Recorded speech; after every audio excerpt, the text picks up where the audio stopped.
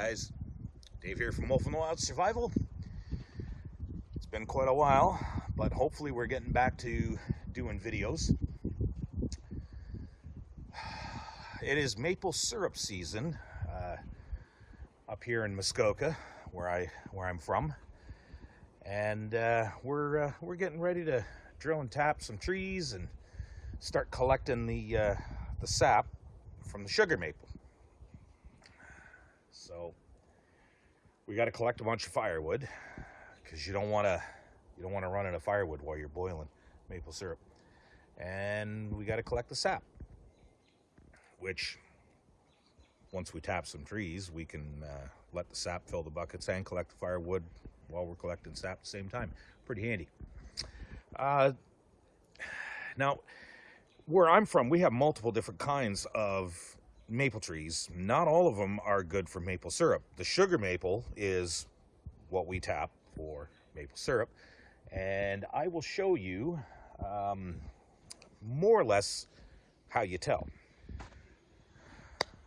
This is a sugar maple right here, and you can tell by the sort of deep furrows in the bark, or grooves, or whatever you call them. I'm not too sure, to be honest.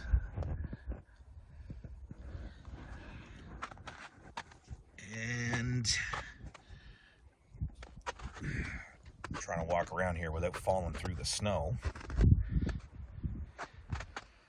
Say this here, this is not a maple tree, completely different bark, you know, not very deep grooves. We don't want that. That's definitely not a thing.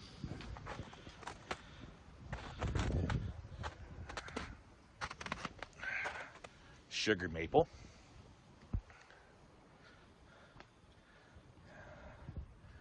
And over here, I think this might be a type of maple, but it is not a sugar maple. That's for sure. Now, it's got some pretty deep kind of grooves, but they're a little too ordered. They're a little too structured. It's just a different kind of bark. We know that we don't want that. Now, we've got a maple tree here, and it is very similar. The grooves aren't as deep. The bark is somewhat similar, but thin. This is not a sugar maple. This is a maple tree, but it's not a sugar maple. We don't want that. Now, after you do it for a little while, you kind of look, and you can tell. It's not always easy to tell until you got some experience doing it, but it's an acquired skill. Now, I cannot hold, way down in the snow. The snow's like 6-8 feet deep here still. I cannot hold the camera, well, the phone that I'm filming on, and tap a tree. So I'm going to get my younger brother to tap a tree and see. You guys can see what the whole process is. He's already on it. We'll get that done now. Now, you're going to need a drill, which you can hear in the background, and you're going to need one of these, which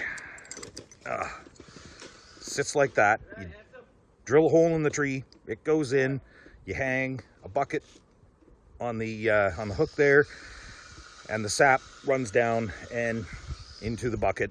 That's how you collect. So yeah, we're gonna drill that now.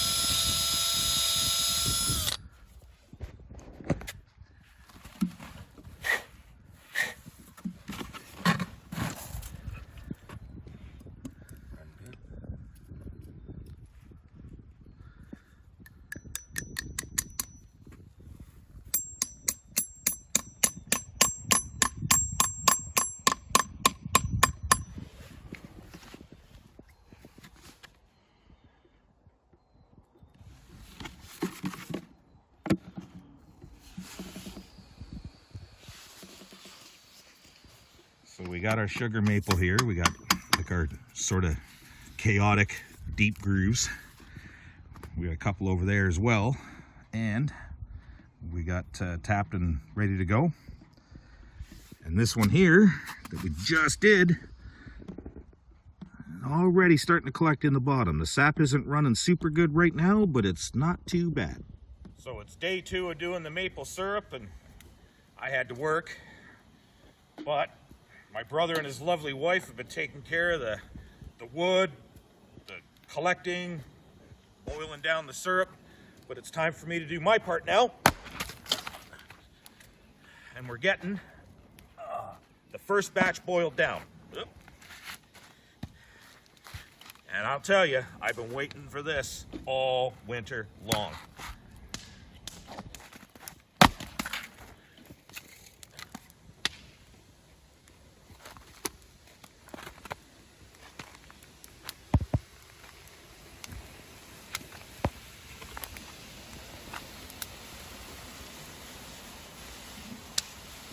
Yum, yum, get you some.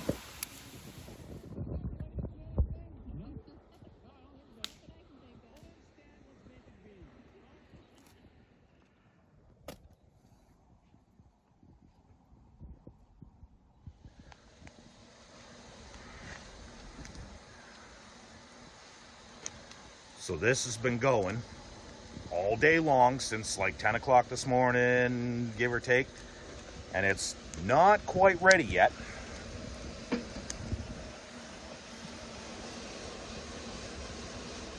It's dripping a little too fast.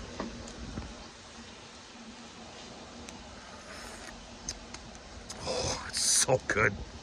If you guys haven't done this, you got to get somebody, some friends that do this every year, because you've got to try this. So 3 weeks later, from this maple syrup video start, I'm down in London, a few hours south of where I live. I'm where I used to live, visiting with friends and whatnot, and so we were doing the maple syrup, as you guys just watched.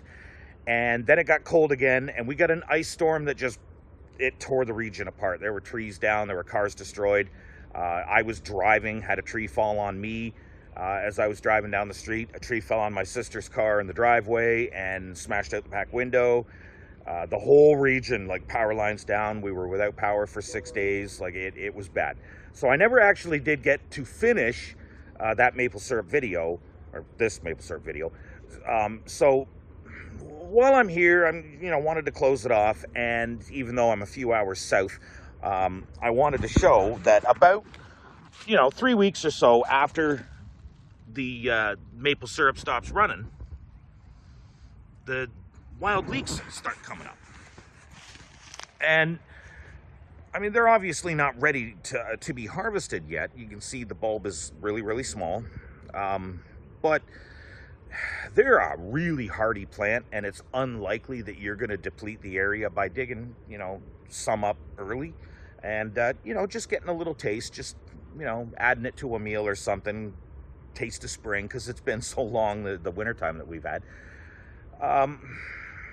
And within a month or so, these bulbs are going to be nice and big and ready to harvest. So just a little added bonus to finish off the maple syrup video, because I couldn't officially finish off the maple syrup video.